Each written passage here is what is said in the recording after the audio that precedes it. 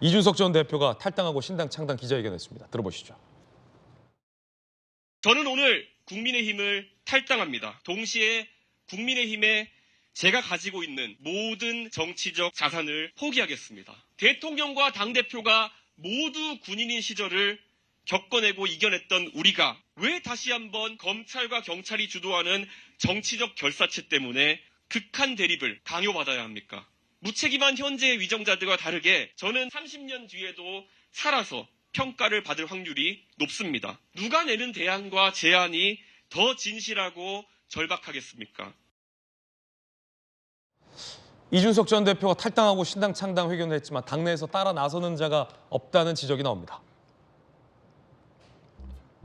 천하용인도 없이 탈당했다. 이준석 전 대표 측 인사에 따르면 조만간 순차적으로 합류할 거다. 뭐 이렇게 밝히긴 하고 있습니다만 천하용인 중에 용은 일단 합류하지 않기로 또 선언을 한 바 있습니다. 그렇기 때문에 나홀로 탈당이다. 이런 지적도 나오고 있습니다. 여당 일각에선 회의론도 나옵니다. 이준석 신당 비롯해서 제3지대 정당 주목받기 어려울 것이다.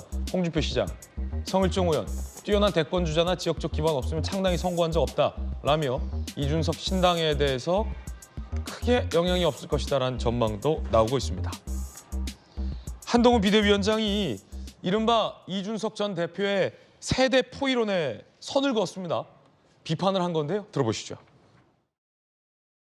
저는 생물학적 나이를 기준으로 한 세대 포이론이나 세대 교체론이라는 말은 그렇게 신뢰하지는 않습니다. 이창호 사범은 10대에 세계를 제패했고 히치콕 감독은 60살 때 사이코를 만들었죠. 열정과 동료 시민에게 봉사하겠다는 선의에는 나이 제한이 없습니다. 나이를 기준으로 갈라치기 하는 것은 누군가에게는 정략적인 이익을 가져다 줄 수 있을지 모르겠습니다만 세상에는 해로울 수 있다고 생각합니다.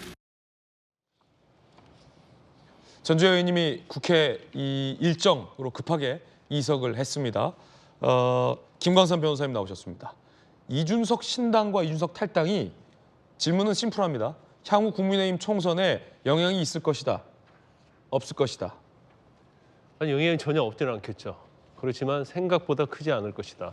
그래서 일단 뭐 국민의힘 쪽에서 조금 불리할 수는 있지만 이전과 달리 그렇게 불리하지 않을 것이다. 저는 이제 그렇게 봐요. 그런데 이상하게 지금 이준석 대표의 어떤 몸짓 그리고 본인의 어떤 유사 이런 것들이 이제 한동훈 비대위원장에 들어서면서 좀씩 좀 줄어들고 있다. 이제 그런 생각이 좀 들어요. 일단 뭐 누구 따라 나가는 현역이 있어야 되는데 아무도 없다. 그렇죠. 이제 첫 번째는 이제 정치는 새 아닙니까? 새. 그러면 천하용인으로 대표됐는데 용인이 빠졌어요. 그러면 가장 측근들 중에서 측근이 한 명이 빠졌단 말이에요.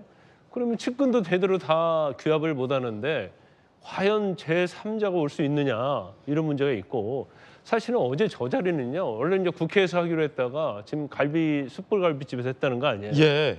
근데 국회에서 하면 사실은 자기 다른 사람들을 다 모아서 세를 과시하는데 지금 천하용인 중에서 천하인도 아직 안 왔단 말이에요. 그러면 그게 뭐 별거냐 하겠지만 정치라는 건 이제 그런 게 아니에요. 세를 과시하고 뭔가 있어야지 사람들이 따르는 거거든요. 더군다나 저는 이제 개인적으로 왜 갈비집에서 저런 얘기를 했을까라는 것이 좀 의문이 되고 이제 두 번째로 이제 본인 자체는 지금 군부 정권에 비교를 하면서 이제 검찰과 경찰 정권이라고 얘기를 하면서 비판을 많이 하고 있는데 거기에서 어떤 그게 감동적인 면이 없어요. 이게 원래 이준석이 말도 잘하고요. 또 연설문도 굉장히 훌륭하거든요. 그 문구도 아주 정치한 문구를 많이 써요. 그런데 어제 문구는 그냥 아우성 없는 메아리 그리고 전혀 사람들이 귀담아 들을 수 있는 내용이 별로 없다. 그러면 이제 본인 입장에서는 일단 27일 탈당을 하든지 신당을 하겠다고 이미 던져놨는데 그 약속을 지키려고 하긴 하지만 결과적으로 보면 이제 본인이 생각했던 그런 파장이었고 예. 감동도 없는 거예요. 그래서 아마 본인 입장도 뭐 고민이 굉장히 많을 겁니다. 그 지지하는 지지 현역 의원들이 뒤에 병풍처럼 서 있어야 되는데 지지하는 의원들은 없고 진짜 병풍만 있다. 그런 말씀을 나 홀로 주신 독야 거죠. 청청을 하는데 뭐 도계청처럼 눈이 많이 와야 하거든요. 예, 근데 눈도 안 내리고 날씨도 굉장히 따뜻했어요. 그래서 그렇군요.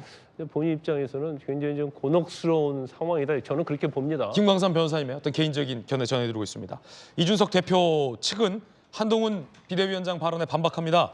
세대 포이론 말고는 이길 방법이 없을 것이다 라는 겁니다. 이준석 대표 입장도 전해드립니다. 세대 포이론 말고 이길 방법 없을 거다. 나랑 차별할 게 아니라 대통령과 차별하라 라고 응수를 했다는 이야기도 전해드립니다.